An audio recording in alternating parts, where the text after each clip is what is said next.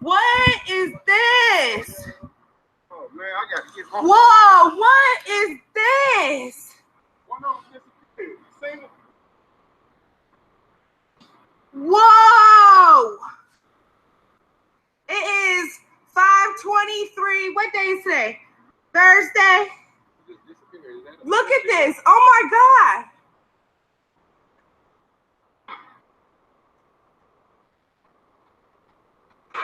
What in the hell is that? Hey, how you getting Look at that. stopped? You getting the police? I don't care. He got this whole parking lot. He can drive around me. Notice the pyramid. I'm going to get back to that later. Those are parachutes with those lights?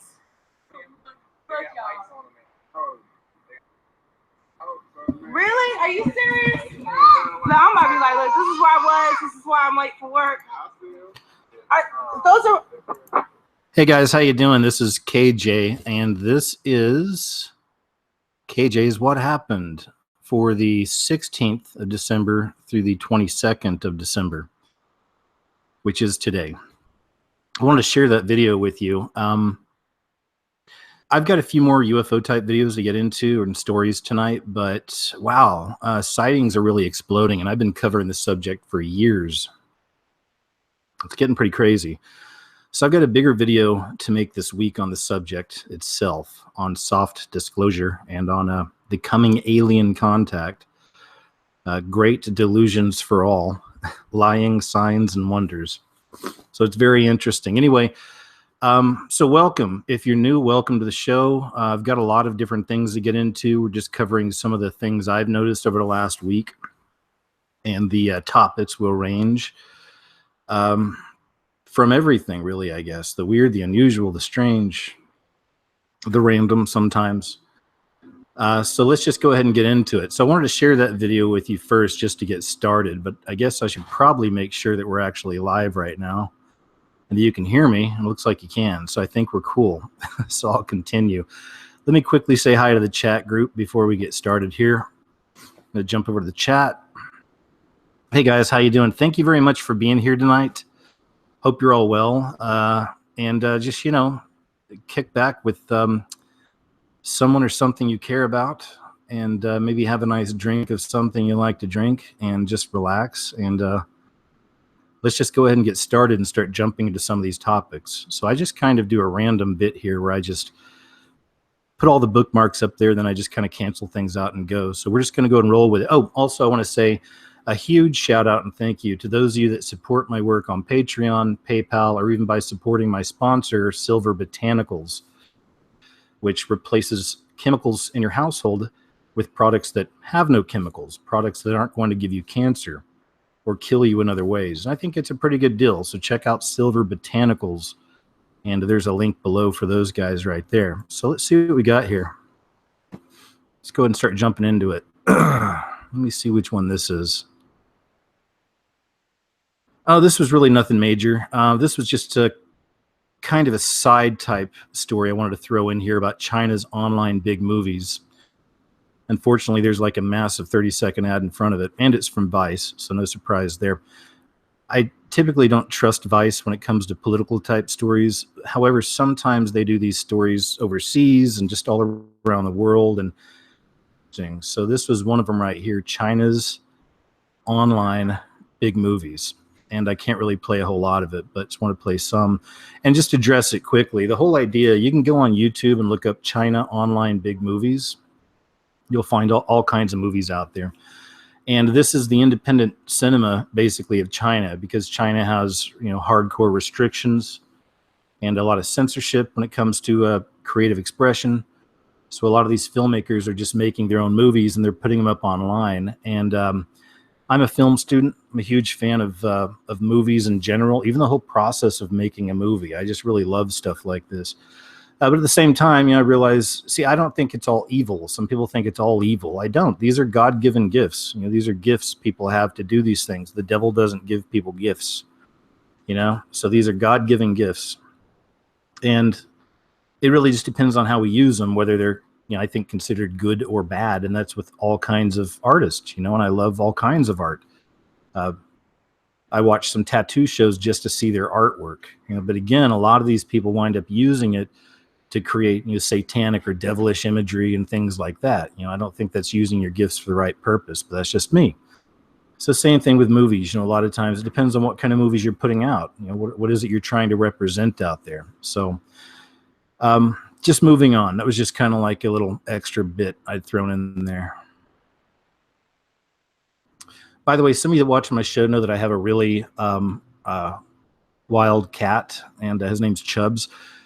I'm probably going to do just a thank you video soon or something. I'll put some footage up of him because he's really smart. Plays fetch, plays a lot of weird little games. He's cool. He's smart.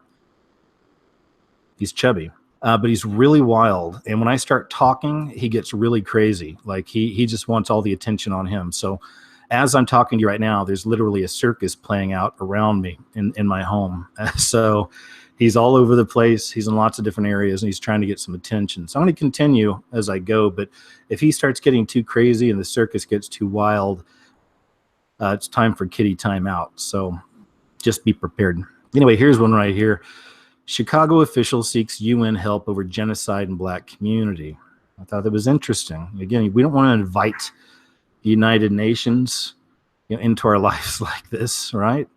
So let's see a little bit on this. With Chicago, Illinois enduring nearly 3,500 shootings and over 600 homicides this year, one official is seeking the assistance of the United Nations in dealing with the quiet genocide of the city's Black community. Cook County Commissioner Richard Boykin traveled to the UN last Thursday and met with the Assistant Secretary General for Peace-Building Support, Oscar Fernandez Taranco, to discuss the murder rate in Chicago's African-American community. It says the United Nations has a track record of protecting minority populations, Boykin told the Chicago Tribune before his meeting. There was tribal warfare between the Tutsis and the Hutus in Africa, and they deployed peacekeeping troops there to help save those populations and reduce the bloodshed. We have to do something. Black people in Chicago make up 30% of the population, but 80% of those were killed by gun violence. Excuse me.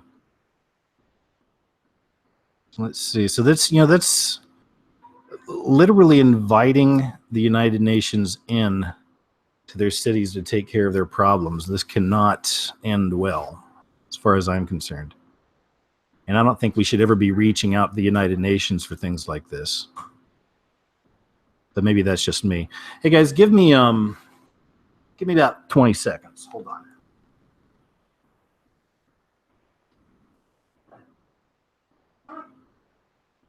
Let's go. It's kitty time out time. Here we go.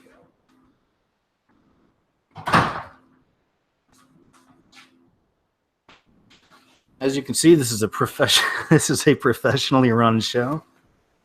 Anyway, I had to put the cat in lockup. So, okay, so we're good with this story. Let's see what we got next here.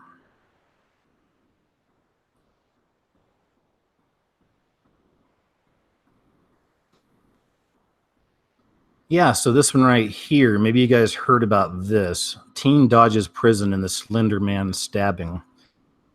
That happened back in, I think it was like 2014. I know I've got a few videos on this story. All these young ladies, they were all like, I don't know, 12, 11. They were really young when they did this, but a couple of them, we'll just scroll down here. If you don't know what Slenderman is, you've heard of Slenderman. It's part of the creepypasta website. At least that's where it started, but one of those kind of urban myths. But I've put this in a lot of videos too, and I think Slenderman is a representation of the shadow man, or a shadow man. And you see it tied in with a lot of people having sleep paralysis as well and experiencing the, quote, Slender Man, or the shadow man. These two young girls are like best friends, and they believed that they were speaking with Slender Man and that he would basically take them to his place and introduce himself to them, and they would all be friends, I gather, if these two girls did a blood sacrifice. So one of two Wisconsin girls charged with stabbing a classmate to impress the fictitious horror character Slenderman will plead guilty in a deal that calls for her to avoid prison time. 15-year-old Morgan Geyser will remain in a state mental hospital under an agreement announced Friday. It calls for Geyser to be evaluated by doctors who will report to a judge for a determination of how long she should remain in treatment. Geyser and Anissa Weir were charged with attempted first-degree intentional homicide in the 2014 attack. Weir pleaded guilty to a reduced charge last month. Excuse me. A jury later concluded she was mentally ill at the time of the crime. She faces at least 3 years in a mental hospital. All 3 girls were 12 at the time. Wild stuff. Wild stuff. The spirits, influencing the children. What else we got here? Bouncing around a bit. Once again, I hope you're having a nice Friday night. Thanks for spending it here with me. This is another kind of a random one I just kind of bumped into this week. I thought it was interesting. It's a music festival at Japan. I don't know a lot about Japan, but I've always been very interested in Japan. I'd love to go there and visit sometime. Like I said, I know nothing about it, but I feel really drawn to go check it out sometime. Anyway, this was a video about a music festival. I just watched a little bit. Who'd you come to see today, they're asking. The girls are like, today? You're a fake. Who's playing today? He's asking. These girls, we aren't here to see anyone in particular. We're fake fans. All right. Just an observational type thing. But I mean, it's weird to me. Again, I don't know a lot about these other cultures. I did live in Central America for a while. I know a lot about that culture, but like, Japan, anything up there, Russia, I mean, anywhere else really outside of America or Central America, I just don't know. But it's interesting how the beast, the harlot system of America, and how putrid it is really when it comes to entertainment and the way that it social engineers people. It's putrid. It's disgusting. Its tentacles have reached all around the world. This could be any music festival here in America. I'm just looking at a little bit of it, but also the way a lot of the girls dress, and look, I know, don't get mad at me. I'm not some old fuddy-duddy over here or anything. I'm just saying, South Park even did an episode on this. A lot of this stuff kind of started, this harlot culture, with Paris Hilton. You may remember that person. You can go back to that many years ago. But that's where a lot of the selfie obsession started. There was a whole bunch of stories coming out, entertainment stories of a lot of these, I guess, young ladies in Hollywood, like Lindsay Lohan, Britney Spears, Paris Hilton, but there's a lot of photos of them from paparazzi of them not wearing underwear and getting in and out of cars, and the paparazzi would catch a picture and it'd become a story. But, I think a lot of that stuff's done on purpose. And South Park did an episode way back about, well, one is about raisins, which is basically Hooters. But the other one is about, I think it was one of the girls there, I think Butters fell in love with or something. But yeah, that was a different episode. But there was another episode where there was a clothing store that was dressing all the little girls up like whores, and it had a connection with Paris Hilton. And that's what happened. I mean, it's crazy, man. I mean, some of the things that a lot of young ladies even walk around wearing. I know that's a touchy subject, but I mean, it's like a lot of them, they literally kind of, look like kind of hookers. Some of them, seriously, from many years ago, like the 70s. I look around sometimes in the world. I go out in public, and there's a small percentage, but I see it. It's like these chicks look like hookers from the 70s. I try to never say that out loud. I try to keep that in my head. But these chicks look like hookers from the 70s. And it's just insane, some of the things that people wear, specifically young ladies. And I mainly say the young ladies because I know that a lot of men are pigs. And so they're programmed to look at that immediately and just think with their privates, right? I mean, that's the way it is. So it's just this never-ending cycle, I guess. I'm rambling. But anyway, so I noticed some of that, and I watched a little bit of this video and just some of the things the girls wear. And again, I'm a dude, okay? I mean, don't get me wrong. I'm not, I'm not some Puritan over here. I mean, a lot of these girls are hot. They look great, but it's just some of the things they wear, and it's also about them. That's the other thing when I watch stuff like this. It's like they're not even there to see the musicians or really anything like that. Most of them are there to take selfies and be in a cool spot, where something cool's happening. They look good, You know, they put themselves together. They also wear stuff that's, you know, it's very sexually revealing, you know, a lot of them. And then they'll go out to these places and they'll just take selfies of themselves. You know, it's just all about self-worship, you know.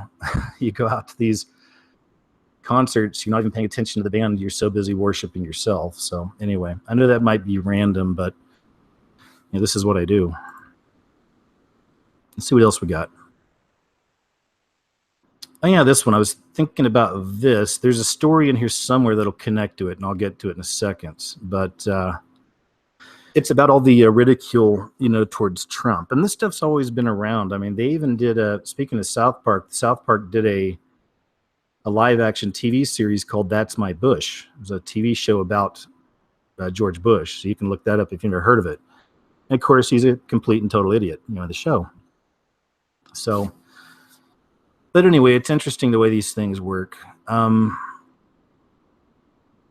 Like right now, again, I mean, can you imagine the mainstream media going after Obama? They never would, right?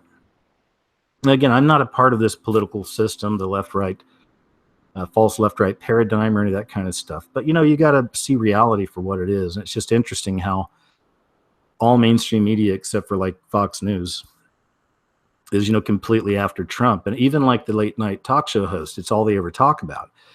And it just gets tiring. You know, I never really watched that stuff before anyway. But I've watched some here and there, and it's just you can switch from channel to channel and see the opening monologue. And all these guys, all they do is just bash Trump. And it's just, it's annoying. You could spend that time talking about actual, you know, things outside of Trump, you know, anything, you know, pick a card, any card.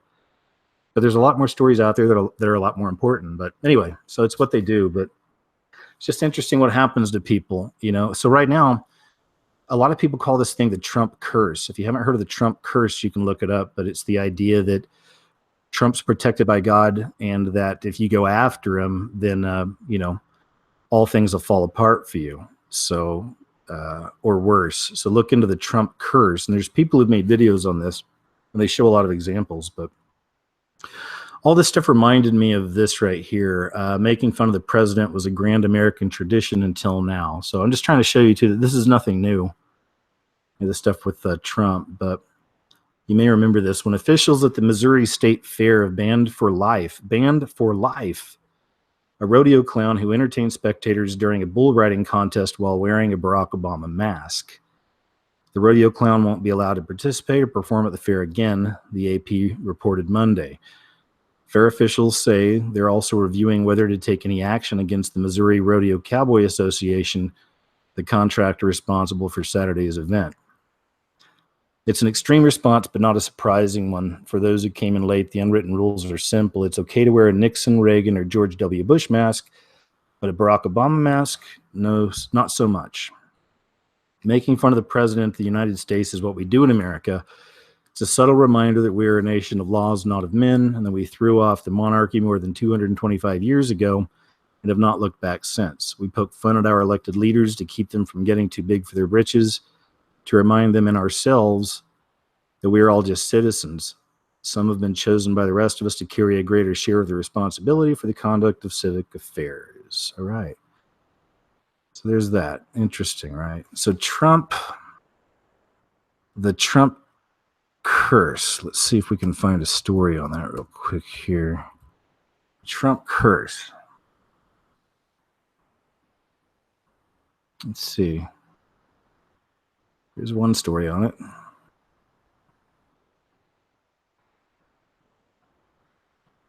All right, let's see. The Trump curse.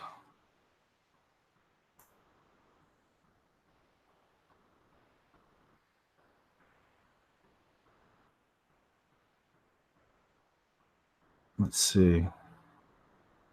The Trump curse. Fox News connects Lindsey Vohn's insults to the president to Olympic skier's back injury. This is weird. I've never seen this one. Let's pause that. Whatever that is. Fox News ran an article Sunday implying that American skiing star Lindsey Vohn's back injury at the World Cup was somehow tied to her remarks days earlier criticizing President Trump. The byline-free story, originally called Lindsey Vonn Suffers Back Injury in World Cup Race After Trump Comments, seemed to suggest there is a connection between Vonn's indirect insults of Trump. All right, they're just kind of, it's not really what I was looking for. Anyway, whatever. I can't really seem to find much on it right now. But look up the Trump curse. Trump curse. And here's the story I was talking about that kind of connects to that one on Obama. Rosie O'Donnell could be facing prison time and a $12 million fine for bribery. Have you heard about this or not? This was pretty crazy. After ex-comedian Rosie O'Donnell's meltdown on Twitter before the Senate's big tax vote Tuesday night, President Donald Trump can reasonably direct federal authorities to lock her up and even to take some money out of her fat-ass pockets, which he once infamously cited as a personal goal. But here's what Rosie tweeted. It's pretty crazy. She says, so how about this? I promise to give $2 million to Senator Susan Collins and $2 million to Senator Jeff Flake if they vote no. No, I will not kill Americans for the, I'm supposing that super rich. DM me Susan, DM me Jeff, no SHIT, $2 million cash each. She says, I disagree. It is obvious there's a price. Corker had one, Collins two. Flake, almost brave, he crawled out backwards. $2 million to any GOP senator who votes no on killing Americans. Millions without health care. Yeah. So there's that. But it says here under U.S. Code 18 U.S. Code 201 criminalizes the attempted bribery of federal officials by whoever directly or indirectly corruptly gives, offers, or promises anything of value to any public official with intent to influence any official act. So there it is. So it's crazy to think that Rosie O'Donnell could spend up to 15 years in jail for this and suffer a lifetime ban from elective office and pay up to $12 million. Interesting, right? What else we got here? Oh, yeah, this one. Well, this definitely doesn't go into the happy news file. It's pretty crazy. It's a recent story, too. Child sex dolls, human bot babies, and the end of society. Russia today attends London's sex robot conference. Will it be possible for humans and robots to procreate? Could bots see the demise of female humans? And what about pedophiles? Should they be given child sex dolls? RT went to the Love and Sex Robots conference to find out. The event, which had its venue changed from Goldsmiths University to a secret North London location following, quote, threats from Islamic extremists, saw ethicists, computer scientists, and sex toy developers discuss how robots are set to affect our intimate lives. It was previously banned in Malaysia for being too extreme. The ethics of robot sex is hotly debated, but with digisexual, now an accepted sexual preference, the world's first robot brothel opening in Barcelona, and buyers able to customize sex dolls to an extreme level, nipple color, body shape, breast size, there's no denying the rise of sex bots is inevitable. Conference organizer Professor Adrian David Choke told RT that robot-human love will soon be the norm. As robots become more intelligent, more realistic, more people will fall in love and have sex with robots, the founder of Mixed Reality Lab said. It is not just erotic. Dr. David Levy, author of Love and Sex with Robots, added that robots already play an important role in society. There are millions of people in the world who, for one reason or another, have no one to love and no one who loves them. There's a huge void in their lives. And this void can be filled by sex robots, who make people who are currently very lonely much happier. Oh boy. Robotics philosopher Mark Berendt of ULB University in Belgium told the conference child sex bots, CSBs, could be used to treat pedophiles to stop them from offending on real children. A CSB, like any other sex bot, would be an autonomous, animated, articulated machine with advanced AI that is designed to sexually assist the human users. At this stage of robotic tech, we are still not talking about self-aware or conscious machines. But he said CSBs are inevitable, adding that an ethical framework is urgently needed. It might seem immoral, preposterous, and creepy. Duh. But how do we as a society protect children from sexual predators? Bernhard asked. Should we incite pedophiles to unlearn and suppress sexual urges, as it has been until now with limited success? Or should we, in addition to other therapies, try to divert to CSBs and not real children? Using CSBs to treat pedophiles may be in the collective interests of society, he suggested. He said they could be used alongside other therapies overseen by doctors or an ethics committee. Wow. Wowzers. What do you think? Curious to see what your thoughts are on this. Look at that. It's a robot. Looks like a person.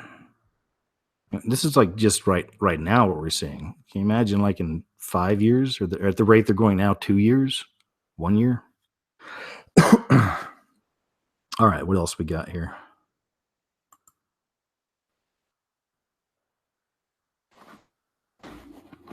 Teen YouTube star gunned down after hurling insult at cartel boss. A Mexican YouTube star known for videos showing him drinking to excess was gunned down after hurling an insult at a notorious cartel boss on social media. Juan Luis Lagunas Rosales, better known as the Pirate of Culiacan, I'm not sure if I said that right, was just 17 but had amassed thousands of followers on Twitter, Instagram, and Facebook, where he posted pictures and videos of himself downing bottles of booze or standing alongside scantily clad Latina women, large quantities of marijuana, or shiny sports cars. In one recent video, Rosales apparently insulted Nemesio Oseguera Cervantes, also known as El Mencho, head of the New Generation Cartel of Jalisco. El Mencho, I don't know, he's just speaking in Spanish anyway. Moving down. Oh, he's basically telling El Mencho to pill his private parts, whatever that means. A short time later on Monday, 4 men armed with long weapons. Now, this is after this guy made the post, right? So a short time after he made the post on Monday, 4 men armed with long weapons stormed into a bar and opened fire at a table where Rosales was sitting and executed the teen, riddling him with 15 bullets. That's what's been reported. Other local Mexican media outlets said he was hit as many as 18 times. So yeah, there you go. Be careful what you post on your social media, especially if you're messing around with Mexican cartel. What else we got? Yeah, this story just came out a few days ago. Halloween asteroid prepares to return in 2018. You guys remember this story right here? I didn't even know if it was real or not. I mean, it's because I don't want to get into the whole NASA thing. I mean, obviously, a lot of what they do is it's psyop type stuff. But just like any great deception, there's truth there too. You know, there's some things they've actually done. You know, I don't think you can just completely dismiss the entire organization. It seems to be a mix of things. But they put out this video or this image a while back. I'll just read the article here. There's 1 year to go until asteroid 2015 TB145 approaches Earth once again, just as it did in 2015 around the night of Halloween, during which astronomers studied its characteristics. This dark object measures between 625 and 700 meters. Its rotation period is around 3 hours. In certain lighting conditions, the asteroid resembles a human skull. So yeah, it was right around Halloween. There's a lot of videos on that. I remember a lot of videos being made about the asteroid meteor coming for Halloween. You know, is this it? Is this doom? You know, there's always those videos, right? You know, in 3 days, this asteroid that looks like a skull will be hitting the Earth. Are you prepared?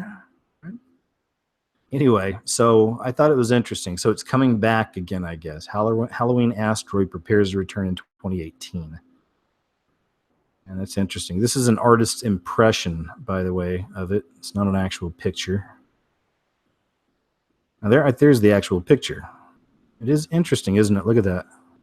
It looks very much like an asteroid. Or like looks very much like a skull. A face.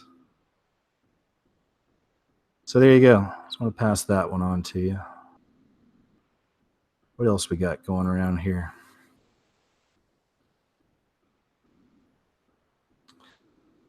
Just more UFO footage I wanted to show you here. Let's see. There's a part where it gets really good here.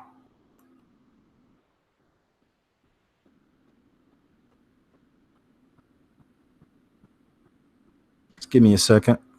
Let me show you this. It's from December 19th. UFO ship or mothership Orb releases a fleet of UFOs, it says. But there they are. Okay, now check this out. This happens a lot with this particular brand of UFO.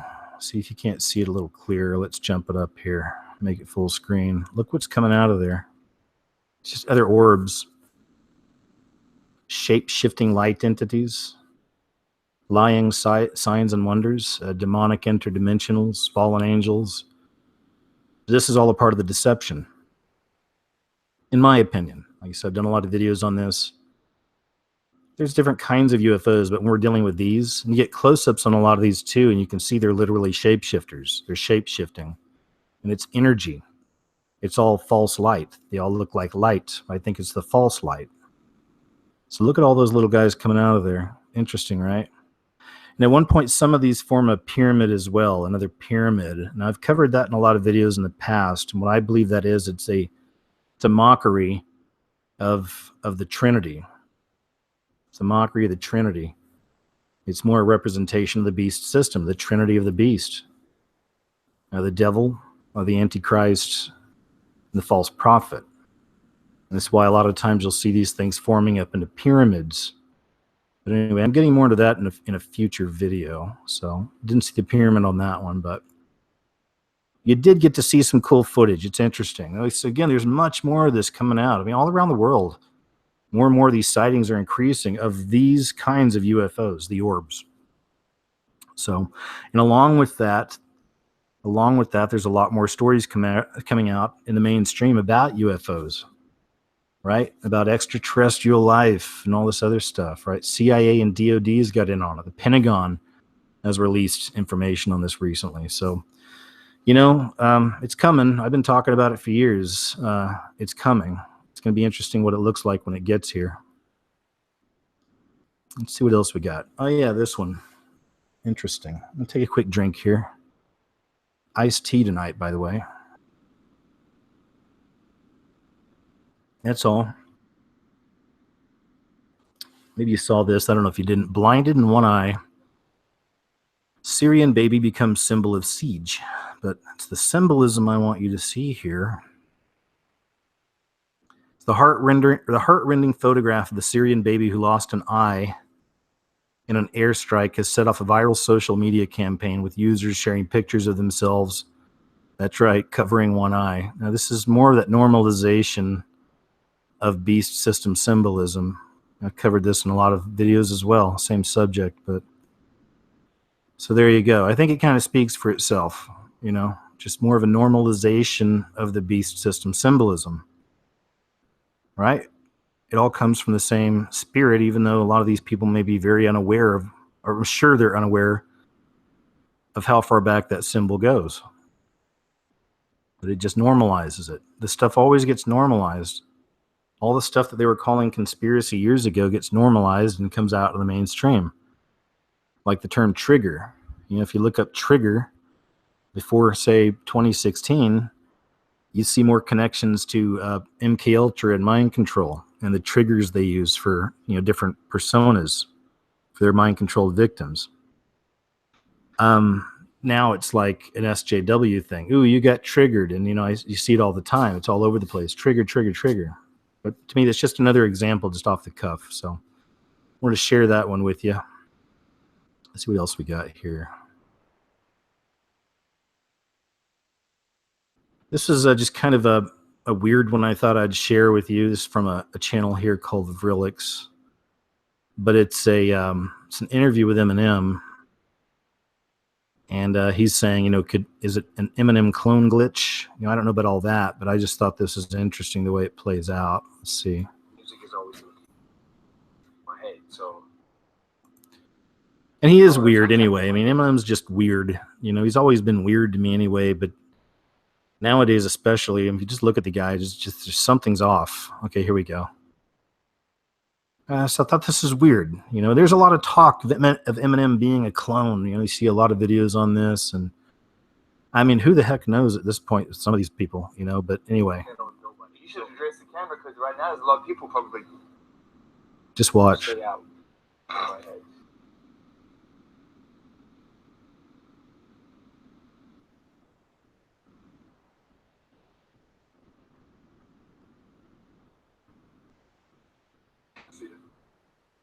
Thank you. Anyway, I don't know what that was. Maybe he was just being goofy. You know, sometimes we can read too much into things, but either way, he just seems unwell to me. You know, he always has. Even now, he looks like a skeleton. And his eyes just look like death to me, you know. The eyes are the window of the soul. And you look in his eyes and they seem dead, don't they? It's just something's missing. I don't know, something's off. Anyway, a little something I wanted to share. Moving on. This goes back to what I was telling you. You know, there's a lot of these stories coming out right now about UFOs, right? A lot of it's connected to, you know, mainstream news and people in the mainstream, in the military and the government coming out and talking about this stuff. UFOs are real. Ex-Navy pilot describes encounter with tic-tac shaped extraterrestrial. So let's go down. Let me turn this thing off. I'll have to put an ad block on here. I know some people ad block on here sometime. A former commanding officer of a U.S. Navy squadron claims to have seen a flying object about the size of his FA-18 fighter plane that resembled a white tic-tac. Scroll down. Wow, this is one of those that just gets locked up with ads. I'm just going to go ahead and see if I can't close that out. So on my website, just slows it down, doesn't it? There we go. All right, there we go. We got some traction. Navy ships on the water below reported objects that were dropping out of the sky from 80,000 feet and going straight back up. Fravor told ABC. So we're thinking, okay, this is going to be interesting. An object then appeared on the radar as another aviator spotted the unusual flying object. I was like, dude, do you see that? Fravor recalled. We look down, we see a white disturbance in the water, like something's under the surface and the waves are breaking over, but we see next to it and it's flying around and it's this little white tic-tac and it's moving around left and right. There's footage of it down there. There's a whole fleet of them. Done on pause. We look down, we see a white disturbance. We're next to it and it's flying around. It's this little white tic-tac and it's moving around left, right, forward, back. The radar immediately starts getting jammed and all of a sudden it takes off, he continues. As we start to cut across, it rapidly accelerates, climbs past our altitude and disappears, Fravor said.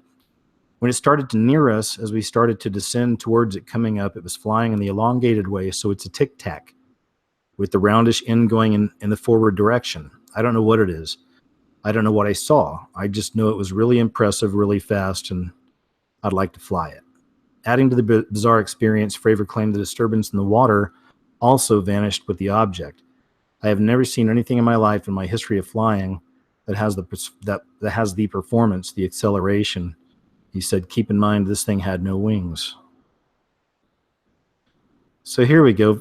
Fravor's story emerged just days after the New York Times reported the existence of a program by the Defense Department dedicated to studying unidentified flying objects. Funding for the Advanced Aviation Threat Identification Program began in 2007, and the Pentagon said it closed it in 2012, acknowledging the program for the first time publicly.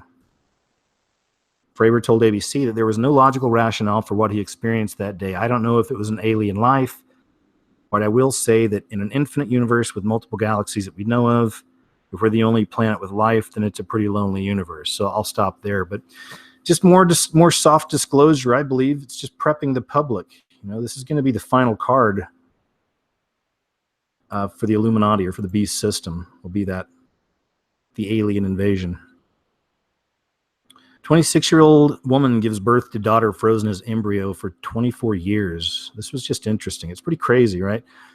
A woman in Tennessee has given birth to a baby daughter that was frozen as an embryo 24 years ago. It's believed to be a world record for frozen embryo to result in a successful birth. Baby Emma Wren was born to parents Tina and Benjamin Gibson on November 25th. Tina was born in 1991. Her daughter was conceived just 18 months later, though the two were separated by an entire generation when the embryonic Emma was cryopreserved in 1992. Emma was implanted into her mother's uterus earlier this year through a process called frozen embryo transfer. After a successful pregnancy, baby Emma was born with a minimum of fuss, and her parents couldn't be happier. Interesting. Crazy. Crazy, crazy stuff. Artificial infidelity. So for all you guys and gals out there that have trouble in love at all times, and maybe you're holding out and saving up some money, maybe you put it on Santa's list this year for you, a nice sex doll, nice sex robot doll, robot companion. Well, that might not be quite as easy as you thought either, as far as relationships go.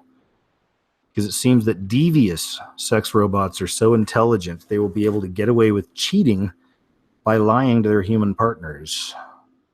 The scientist has claimed the robots could develop the ability to lie about things they are programmed to believe are, quote, good.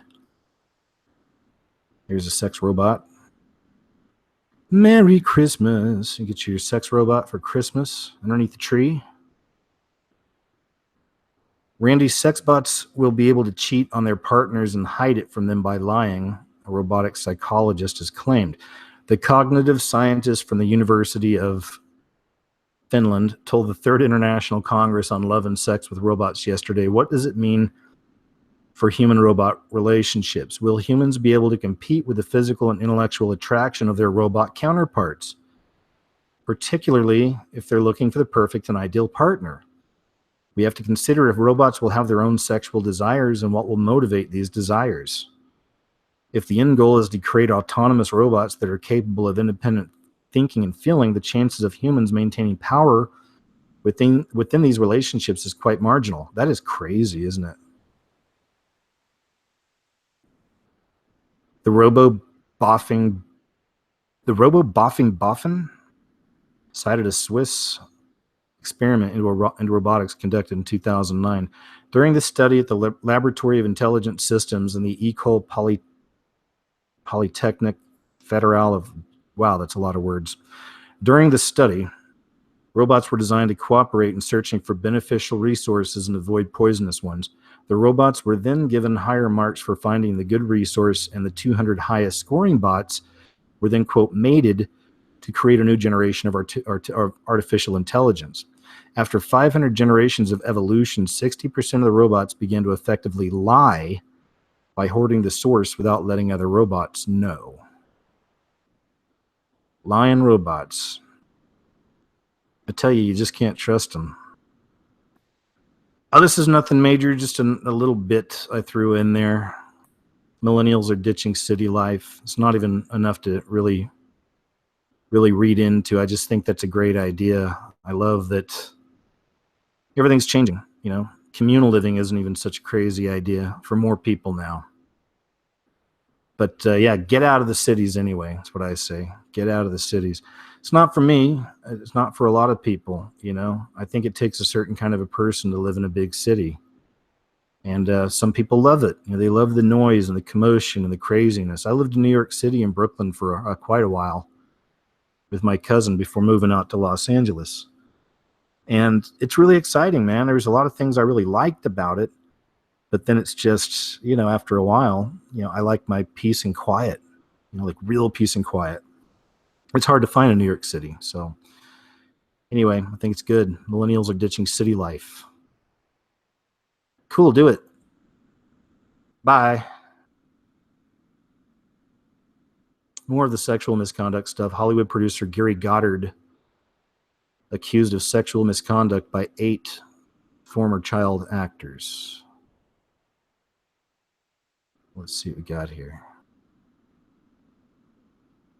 To the young male actors and his retinue in Santa Barbara in the 1970s, Gary Goddard was an exalted figure, a successful former theater prodigy. Goddard returned through his 20s to direct and mentor child actors in his hometown, vowing to bring the most talented with him to Hollywood. He attracted a constant orbit of devoted boys, others referred to as the Goddardites. But the seemingly idyllic setting of privilege and promise had a dark edge for several members of the theater group. 4 decades later, many of them say they have been haunted by their encounters with Goddard. They describe Goddard's advances as ranging from straying hands on thighs during lulls in a production or fondling in a darkened Disneyland ride to repeated incidents of sexual abuse during a troupe's overnight stays and a statewide tour. In addition, Edwards and another former theater student said in interviews that a classmate who has since died, Scott Dravnich, told them that he was sexually assaulted by Goddard as a boy. And that's Goddard right there. Looks like a creep. I'll say it. There, I said it. He looks like a creep. Goddard, 65, has led an eclectic and lucrative career, blah, blah, blah. So just tossing it in there.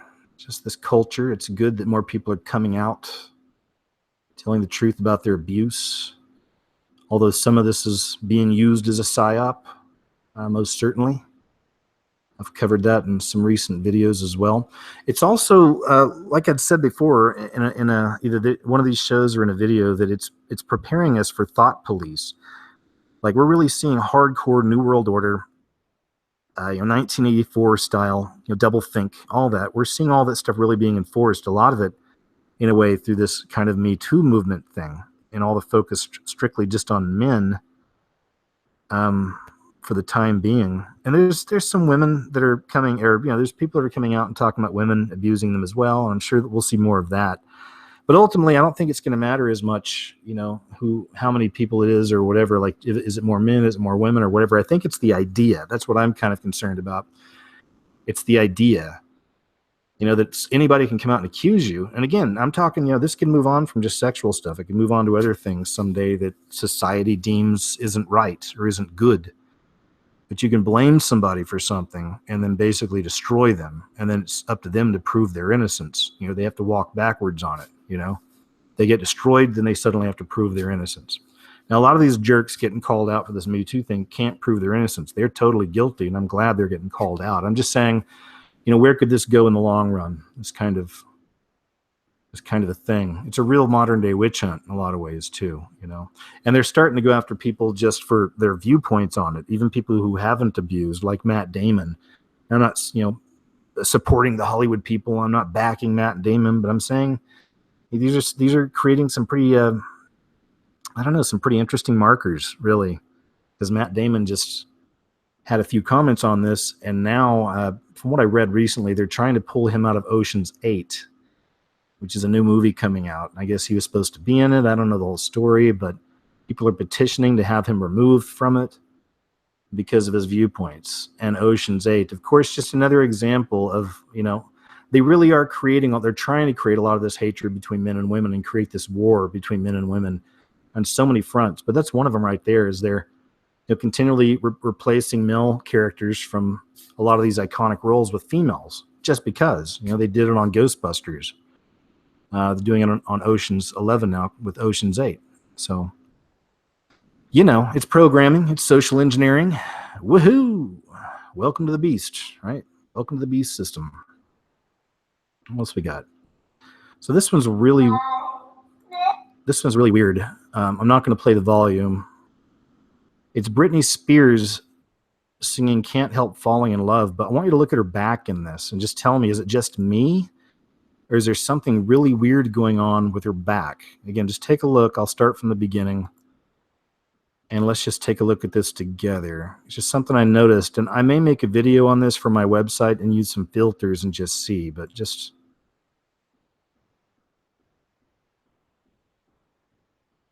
if you notice that or not. I think I already just saw what it was. Now, again, I just saw this video a few days ago, and I thought it was just really weird the way it came out. If you look at her back, it looks like there's something weird on there. There's some kind of like lights on there. Now this is where I think I just solved my own mystery. But if you look at it right there, it looks like those are clasped. Like there's just something, with like gold little clasp, like little necklace things, or what you call that, but they're connected to the dress. So this was a dumb one. Look at that. We solved the mystery together. High five, everybody. I just saw this a few days ago, and I was like, what's going on with her back? I don't understand. It just looked like there were some lights popping up off her back as this thing moved around. And I didn't get it till now, so we will not be doing a video on this subject, but look at that. Anyway, I thought it was weird. So we're going to move on from that one. Mystery solved. Mystery solved. Right here on the show, right here live. You saw it live right here. So you may have seen this one right here. CNN promotes children's book that portrays Santa as a gay black man.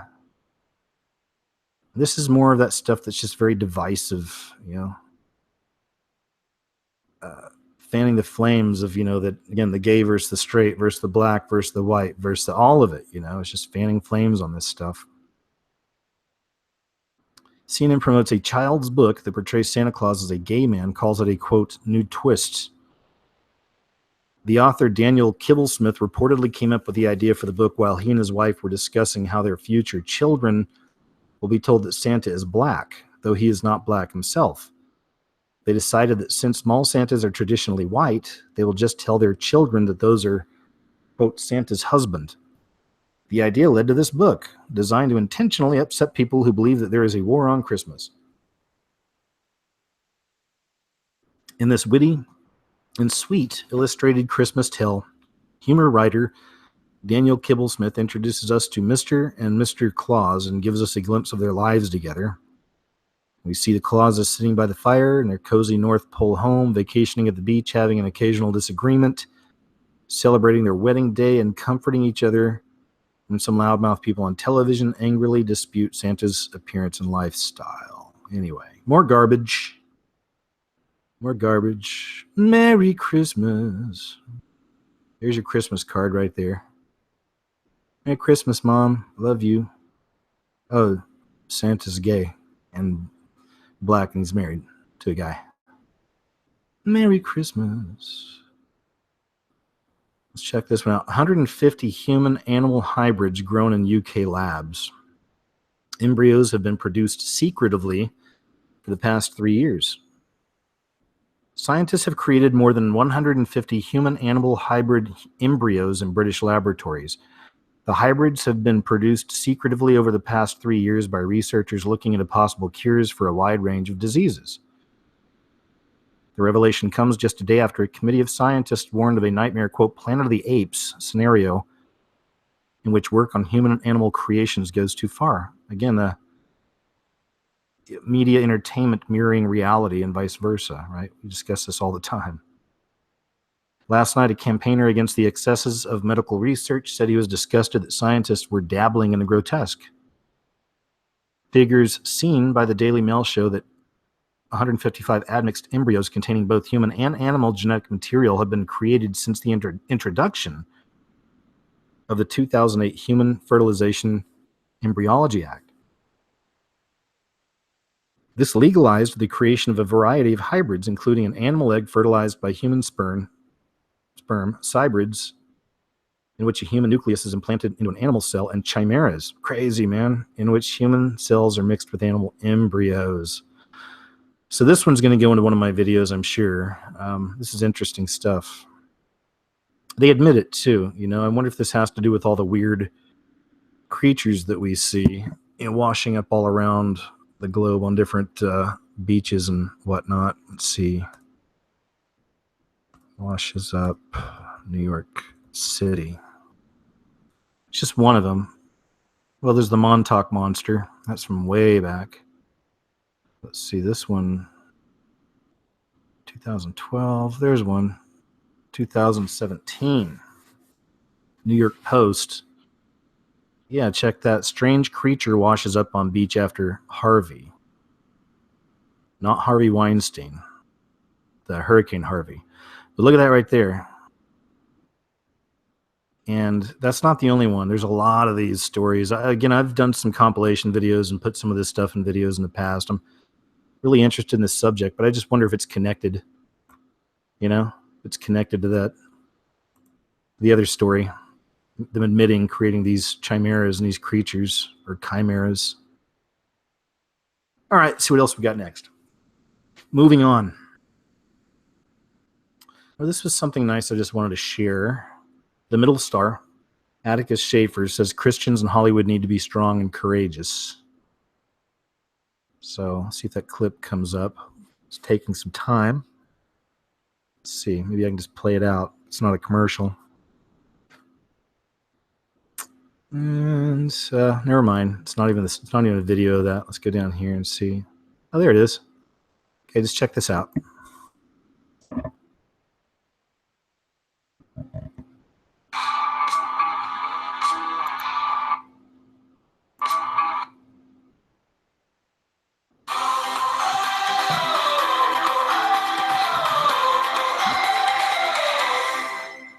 There are, I think, probably quietly, but it's changing. There's a lot of people in Hollywood who are outspoken about their faith. Your co-star, right, Patricia Heaton, has been very much outspoken about her faith. Is that encouraging for you? In this world, I think it is important that we need to be strong and courageous and stand our ground for our faith. Does that mean we need to, Bible thump and present the hellfire and brimstone argument?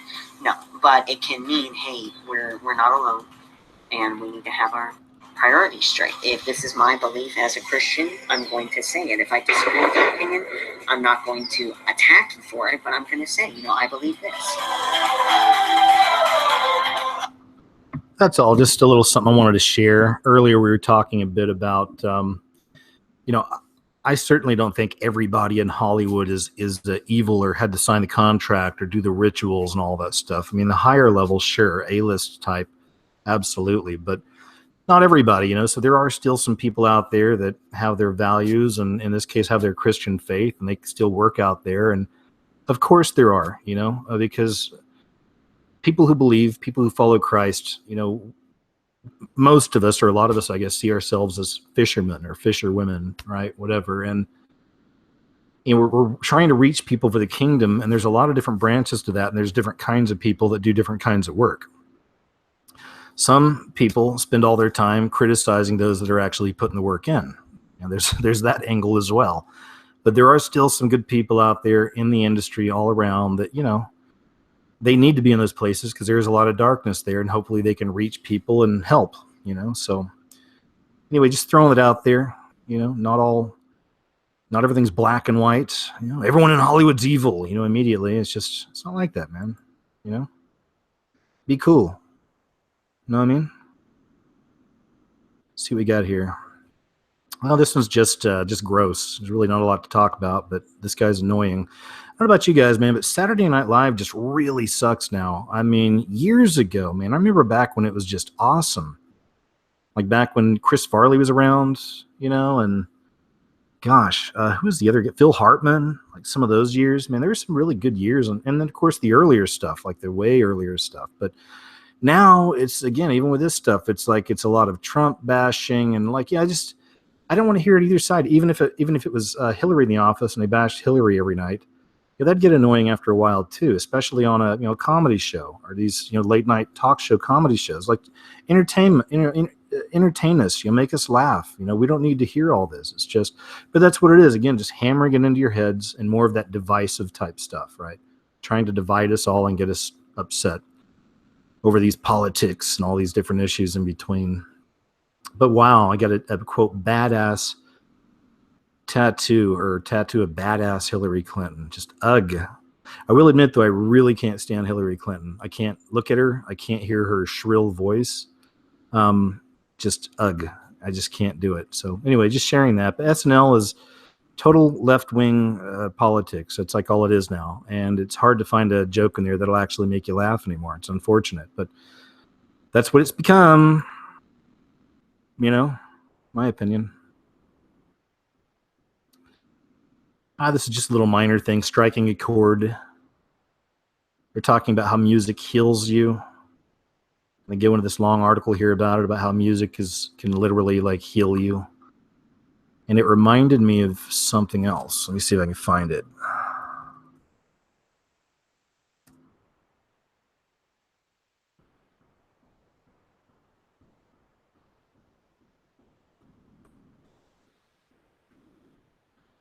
This might be it. Let's see.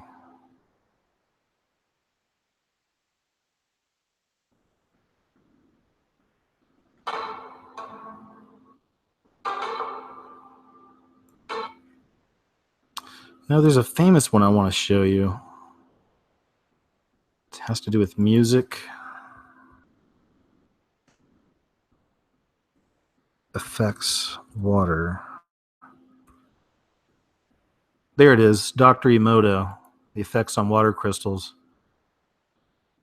I love this. Old video, man. Old school, but I remember this being one of the first videos I saw on YouTube years ago when I was kind of first waking up, and I thought this was amazing. So check it out. It seems quite simple, but more and more people discover things about water that are quite remarkable.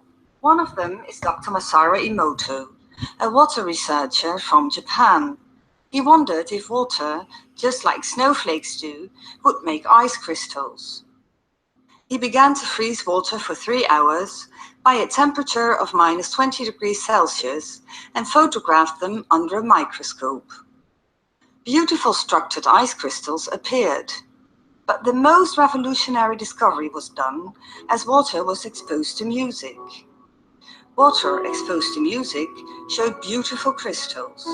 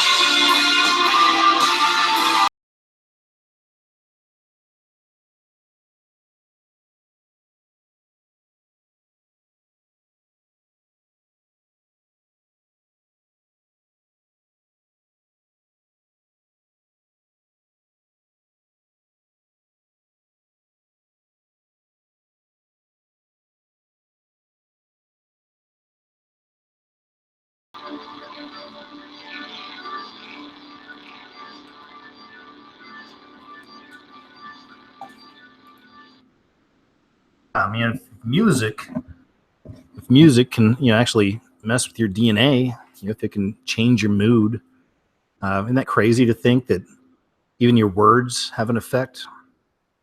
It just goes to show you how everything really is connected. And it's really important what we take in, what kind of music you listen to, and more importantly, what you don't listen to. So I thought I'd share that. I thought it was interesting. Let's move on here and see what else we got. Oh yeah, this is the new Taco Bell Illuminati commercial. Bell Illuminati. Again, just a normalizing of all this stuff. Let's see here. We'll play it out a little. But this crap. Ready to harness all of that? That's the power of Pacific. Give it a minute. Ask a financial advisor about Pacific Life. There's a powerful connection between the dollar and Taco Bell. Because it unlocks a world of 20 decadent menu items from breakfast to late night for just $1 each. 20 items for $1. 20 steps on the pyramid. Who's really behind this? Is it the Illuminati or the Bell Illuminati? Experience the power of the dark. Anyway, there you have it, and even showing the money mysteries as well, which are real. You know, the money mysteries are real, but another example of the mockery. I did a compilation video a little while back. I put it on my website, and it shows a lot of these videos that are there mocking us, like right before our very eyes. You know, Pizza Hut's done it, Progressive Insurance. I want to show you something else, though, here. I guess just showing you something I did on this a while back about Taco Bell, and just kind of referencing some of my old work. Taco Hell. Let's see. Okay, didn't make the jump. Let's see. Taco Hell 666. There it is. 5 years ago, man. Let's pull this up real quick here. But this is from 5 years ago, man. I made this back February 16th, 2012. And this is when I still lived in Austin, Texas, and I did a video on the symbolism on Taco Bell. And even right there, if you get a clear picture, you'll see it. But the bell, and it goes back to the Saturn bell as well. You can get into all that too. But the bells, there's literally a 6 underneath here with a serpentine or a reptilian or a satanic eye. And there's 3 of these on every Taco Bell, 2 on both sides and 1 in the front. So it's always got the 666 on there as well. And I can't even eat Taco Bell. I haven't been able to for years. I mean, after seeing stuff like this, maybe it affects you psychologically. I don't know. But I've tried. I had a few late nights where I was like, oh, I'll go get a couple burritos or something. And it always made me just feel yucky and gross, you know. And I think that's really a part of it. I think that's the truth of this. You know, I know where this stuff's coming from. We see where this comes from. So we stay away from it. But anyway, thought I'd share that with you real quick. Like, go check out that video if you haven't seen that. It's one of my old school videos there. What else we got here? Oh, yeah, this one. Creepers. Jeepers Creepers. Fans flocked by Justin Bieber's sex doll. Look at that doll, man. That is just like, it's creepy. If anything, it looks like Zac Efron in the middle of a transition to a woman or something to me. It reminds me of Zac Efron, and it looks like he's got boobies instead of pecs and makeup on. It's weird. Anyway. There's a new sex doll on sale that looks like Justin Bieber, and it's selling out fast. Even better, buyers get to choose what penis size the doll comes with. Save us, Jesus. Get me out of here. Get me off this rock. I'm done. The lookalike is around 5 feet 2 inches tall and available on websites. A site that sells both male and female sex dolls, although not based on the Canadian pop star, not an official likeness, no kidding. Some fans are desperate to sign up and get a date with their favorite singer. But you'll need deep pockets to afford one. This silicone hunk costs $1,340. So the doll's description says, this sex doll is made from the most advanced medical thermoplastic elastomer material with a full metal skeleton. It can flexibly do all sorts of different sexy poses. Gross. You imagine waking up to that every morning? Ah!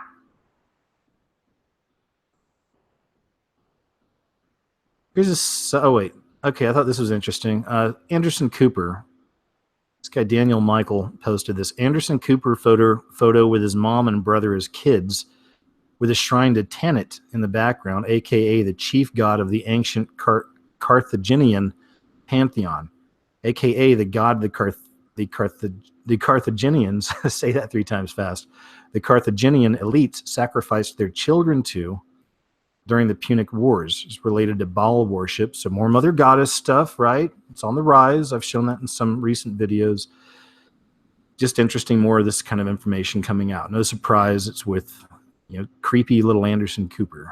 So there you go. Check out that picture. Night, Mommy. Thanks for the nightmares. I mean, sleeping underneath this thing all night, that weird, ugh. My Mom. Thanks for the nightmare fuel. Let's see what else we got here. Oh, this one I wanted to save till the end. That was a good one. Real good one. Just a quick note on this one. This is a subject we've talked about in the past, about marijuana. I think it's fine in certain circumstances and the way people use it and whatnot. But what I don't think it's good for is to be worshipped. And that's what happens with a lot of people, is people wind up literally worshiping marijuana. And this is a story that kind of goes along with that. But I mean, even before there were, quote, pot churches. California is home to some of the best wineries in the country. But even before there were, pot churches, there are people that, they have marijuana all over their clothes. They have posters of marijuana, tattoos of marijuana. They get baked all day, man. I mean, that's, that you're worshiping an idol. That's the issue, That's when marijuana becomes an issue, if you let it become an issue to you like that. Specifically, if you start worshiping it, and people worship this. Pot churches, marijuana is the sacrament. Breathe deep and blow harder, intoned Pastor Grant Atwell after distributing marijuana joints to 20 worshipers on a recent Sunday. Nail the insight down. Whether you get it from marijuana or prayer, consider what in your own life you are thankful for. Literal marijuana church. A man wearing a, quote, Jesus loves you baseball cap and toting a shofar piped up. Thank you, God, for the weed, he called out. I'm thankful for the spirit of cannabis. Rut-row. See, this is, rut-row. A woman echoed from the back. I am grateful to be alive, said another young woman, adding that she had recently overdosed on what she did not say for the third time. The small room, painted black and gold and decorated with crosses and Rastafarian symbols. Okay, there we go. The symbols, I get it now. Filled with pungent smoke after an hour-long service of Christian prayers, self-help slogans, and inspirational quotes led by Atwell, a Campbell, California massage therapist and photographer.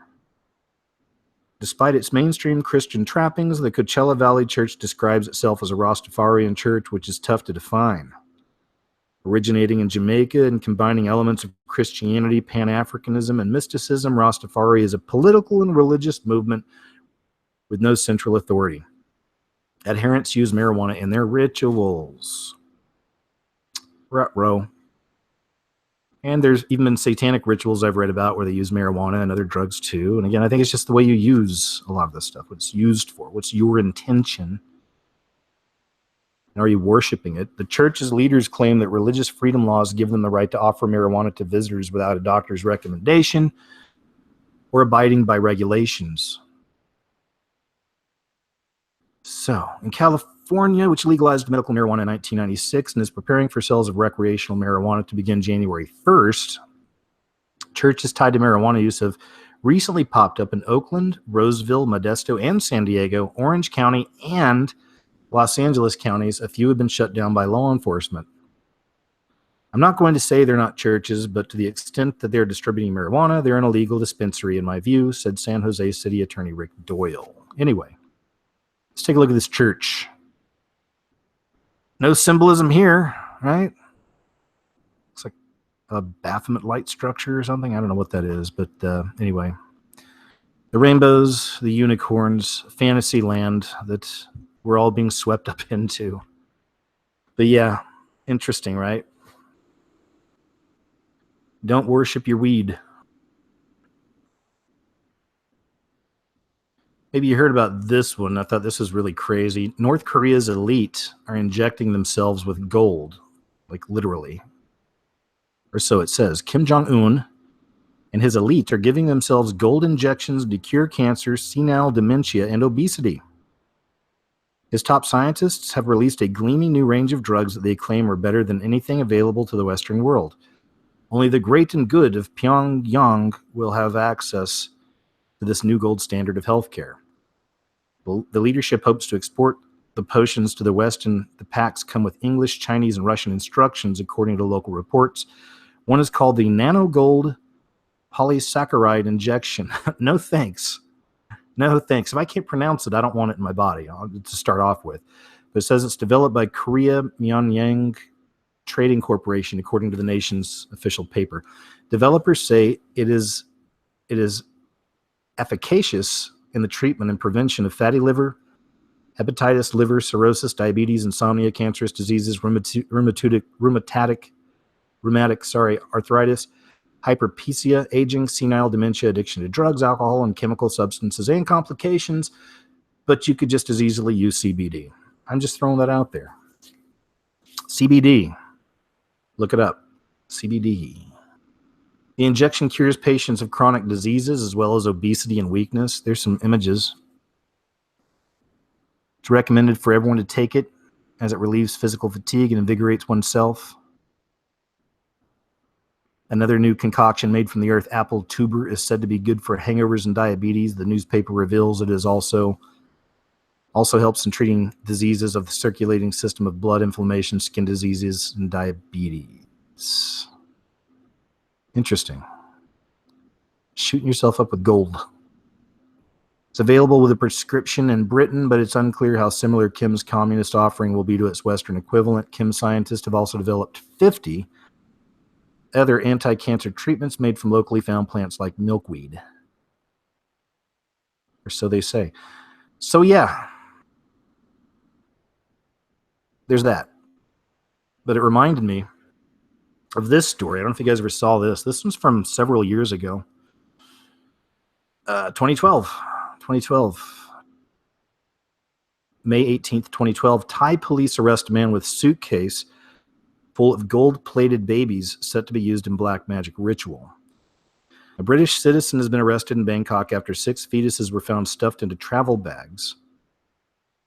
28-year-old man was a Briton born in Hong Kong of Taiwanese parents. He was held in the city's police department or a Yaowarat area after police received a tip-off. He is suspected of trying to smuggle the fetuses from 2 to 7 months back to Taiwan to sell to wealthy customers online.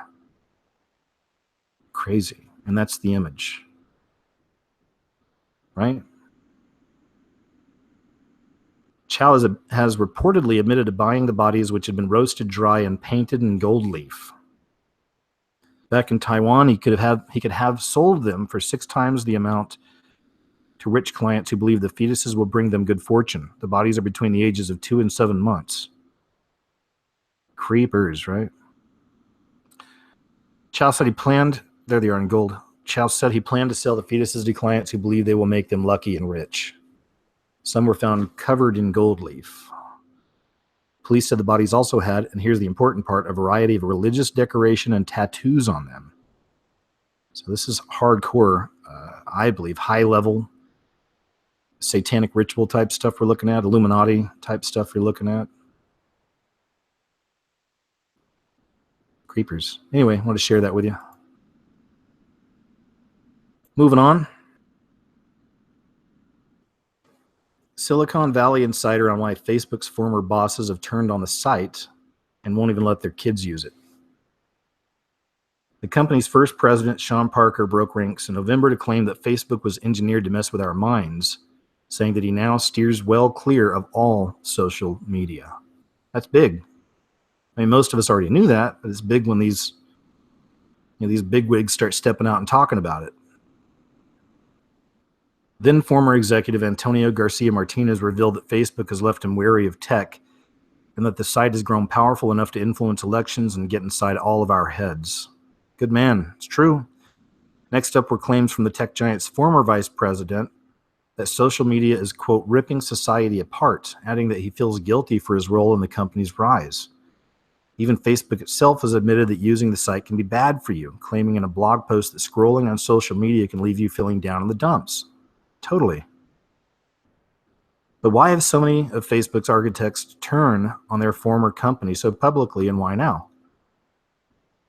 Silicon Valley insider Danny Fortson, host of the tech talk show podcast Danny in the Valley, spoke to the Sun Online about what's really up with Facebook's former bigwigs. And he said, I think 2017 will go down as the turning point when people woke up and realized that social media isn't this great connecting progressive cause. Good. More, please. Like the millennials going to the city or leaving the cities and going out to the country, and the younger generations kind of, hopefully that's what the sign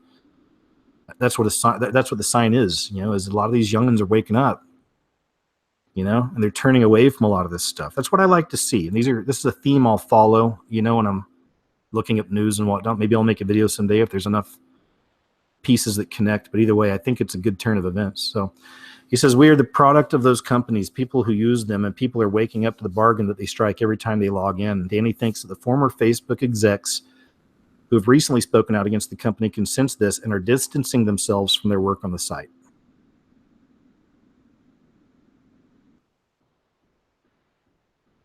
And the fact that they now fear Facebook themselves and don't let their own kids use it should serve as a warning for all of us who do.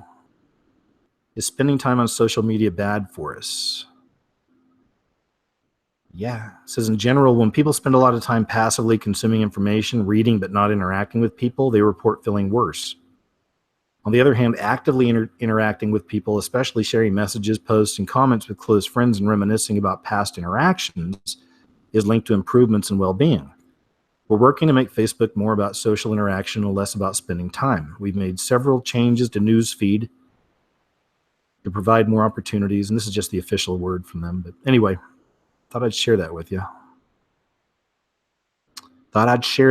Them tides are a-changing, it seems. Hopefully. This was just like a creepy, weird one. And of course, when I saw it, I was like, this is, they'd love it. Anyway, just some weird stuff I just wanted to share. I thought it was really, really freaky. So check some of this out. This is what happens when babies face swap with their parents, and the results are horrifying. So this is some kind of an app they're doing, and just look at some of these images. It is really horrifying, but I thought I'd share so much I care about you. Look at that. That is just that's just wrong on so many levels. It really is. Here's another one. Yikes. That is really creepy, especially that the kid looks like a freaking reptilian. Yeah, looks like a demon baby. And that one. Wow. Does anybody want to hold grandpa? Anybody? Anybody want to hold grandpa? God, look at that. Creepy and weird.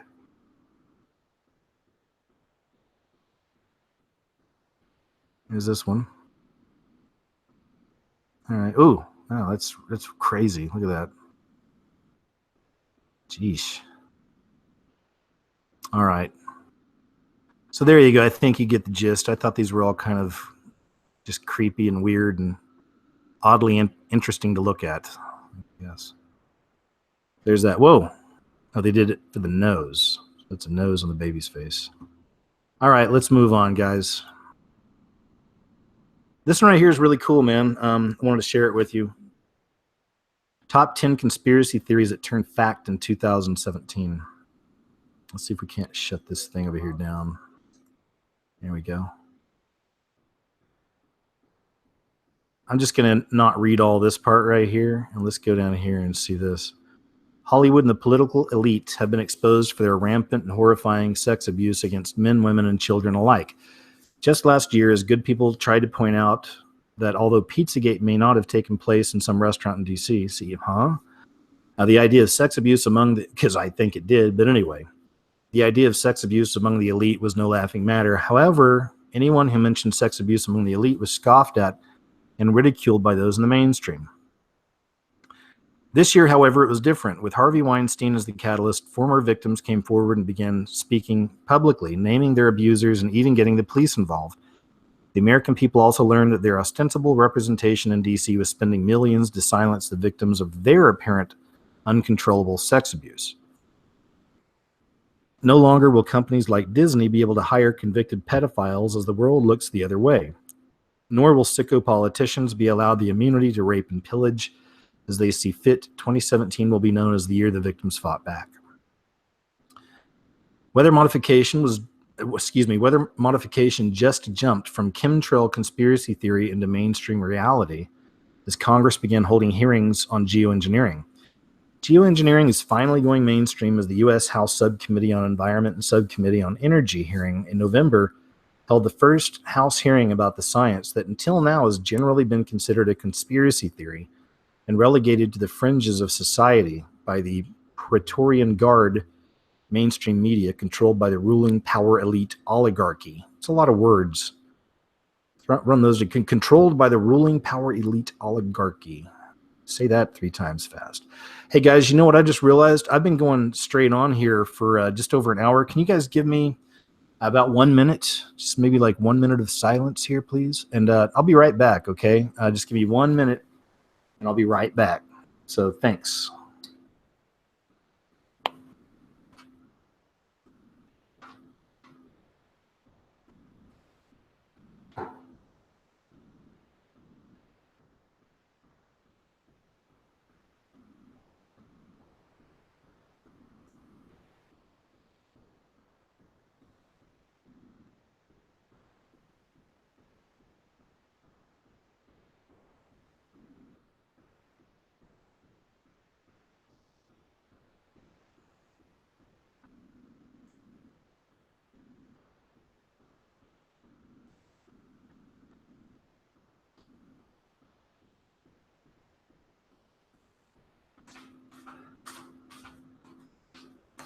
Okay, thanks for waiting. All right, now I'm going to finish up here. So we got that. We got number 2. It says the congressional hearing titled Geoengineering, Innovation, Research, and Technology was attended by members of the House committees as well as representatives of think tanks, academics, and researcher scientists to discuss the future of geoengineering research. During the first hearing, the potential need to set up a regulatory structure within which experiments would be allowed at a set scale was discussed. Now, those who deny the fact that government is involved in geoengineering will be the conspiracy theorists. Number 3, 20,000 documents were released in August proving the EPA conspired with chemical companies to unleash deadly toxic substances to the public. Highly toxic chemical compounds made by Dow, Monsanto, DuPont, and other companies were being developed and marketed in ever greater quantities, and federal agencies were rubber stamping their approval based on fraudulent safety testing. Again, this is the beast system right here poisoning us, and we know this. It's been going on for a long time, but that's what it is. The poison papers reveal that instead of acting to protect the public and reassess the chemicals, EPA held a secret meeting with chemical companies to assure them that their products would continue being sold. The secret meeting between EPA and chemical companies is the most poignant example of a long history of collusion at the expense of human and environmental health. Amen. U.S. media giant Sally Quinn, is number 4, admitted she practiced the occult to murder people, and she was praised for it. Although her husband, Ben Bradley, died in 2014, who was good friends with former President John F. Kennedy and executive editor of the Washington Post from 1968 to 1991, Quinn has since taken the time to give insight into the glamorous life lived by the media's royal couple. Some of the practices she describes are ones that would normally be written off as crazy conspiracy theories, but outlets such as their beloved Washington Post, However, while Post actually praised it. In her latest publication titled Finding Magic, a spiritual memoir, Quinn reveals that she believes she has killed at least 3 people in her lifetime. She claims that while she did not harm anyone physically, she believes strongly in the occult and has used hexes on people who got on her bad side. Whoa, that's a big reveal, huh? Number 5, mainstream media finally admitted the United States has been aiding terrorists in Syria. In November, the BBC released a bombshell report confirming that the U.S. and Syrian Defense Forces knowingly aided thousands of ISIS fighters. The BBC has uncovered details of a secret deal that let hundreds of Islamic State fighters and their families escape from Raqqa under the gaze of the U.S. and British-led coalition and Kurdish-led forces who control the city. A convoy included some of IS's most notorious members and, despite reassurances, dozens of foreign fighters. Some of those have spread out across Syria, even making it as far as Turkey. Then in December, an investigation concluded that 97% of the weapons used by the Islamic State were supplied illegally by the U.S. and Saudi Arabia. Keep moving on. Good stuff. It's all coming out. The Federal Reserve Bank was exposed in June to be a working arm of U.S. intelligence. Confidential accounts within the Federal Reserve have been used by the U.S. Treasury and other departments several times a year to analyze the asset holdings of the central banks of Russia, China, Iraq, Turkey, Yemen, Libya, and others. According to a report from Reuters, that cites more than a dozen current and former senior U.S. officials. Good stuff. Says the U.S. Central Bank keeps a tight lid on information contained in these accounts, but according to the officials interviewed by Reuters, U.S. authorities regularly use a, quote, need-to-know confidentiality exception in the Fed's service contracts with foreign central banks. Number 7, declassified document proved the conspiracy that CIA planned and carried out the 1953 Iranian coup. Number 8, billionaire elitists openly admit to ingesting the blood of young children. Once the talk of conspiracy theorists, the rich ingesting the blood of the young to foster longevity, is now a reality and an actual business in the United States. This is huge. Not only is it a business, but billionaires are actually admitting their interest in it. As Vanity Fair reports, Ambrosia, which buys its blood from blood banks, now has about 100 paying customers. Some are Silicon Valley technologists like Peter Thiel, the billionaire co-founder of PayPal and advisor to Donald Trump. Number 9, CIA drug trafficking conspiracy was blown wide open in an Explosive History Channel series. And that was America's War on Drugs, which I saw. You should check that out. Anyway, I'm going to move on. Number 10, mainstream science showed vitamin C's ability to fight cancer. According to researchers from the University of Iowa, ascorbate derived from vitamin C was successfully observed increasingly hydrogen peroxide levels in cancer cells, which in turn had a toxic result with cancer cells, killing the cancer cells in lab rats, yet not damaging normal cells in the process. The researchers concluded that vitamin C might indeed be lethal to some cancers. I'm really happy to hear that one. Every day I take a multivitamin, and every day I take a couple of gummy vitamin C chewies. I've been doing that for forever, for a long time. So not forever, but several years. Yay, hopefully that's true. Vitamin C kills cancer. According to the scientists, these results indicate that an in vivo measurement of catalase activity in tumors may predict which cancers will respond. Once the exact cancers are identified, which are killed by vitamin C, the researchers concluded this information can also be used in finding combination therapies that may increase the efficacy of treatment for those tumors with higher activities. Too many big words, and I get bored with big words. Just kidding. But not really. So that's it, man. I think we just ran through it all. Let me jump over to the chat room real quick and see if you guys are still even here, or if I'm just maybe talking to myself. I'm not even sure sometimes. But seriously, thanks for being here. So the chat's opening up. And just kind of say hi and bye. And appreciate you guys being here. As always, my chat's slowly loading up. Slowly loading. Let me shut down some of these other windows in the back here. Shut that down. All right, there we go, man. Yeah, that's it. Bye. No, I'm just kidding. I won't end like that. But hey, man, that is the end of the show, man. I think I got just about everything out I wanted to show you. Once again, as always, man, I really appreciate you guys being here. Thanks to all of the great mods I've got there as well. And, that's it, man. Thanks for the support. Like I said, if you're out there and if you'd like to support my work, you can go to whoiskjosborne, ozborne.com. I've got links there for Patreon or PayPal, or by supporting my sponsor, which is Silver Botanicals. So please check them out as well. Otherwise, you guys are awesome. Much love to you. I hope you've noticed I've got a lot more work coming out here lately, and there's more to come. And it's all thanks to you. So take care. Have a great weekend. Have a great week. And I got more videos coming up this week on YouTube, my website, and another show next Friday, of course. And I still want to try to squeeze another Catching Up with KJ in there real soon, too. So until next time, y'all, take care. Have a good night.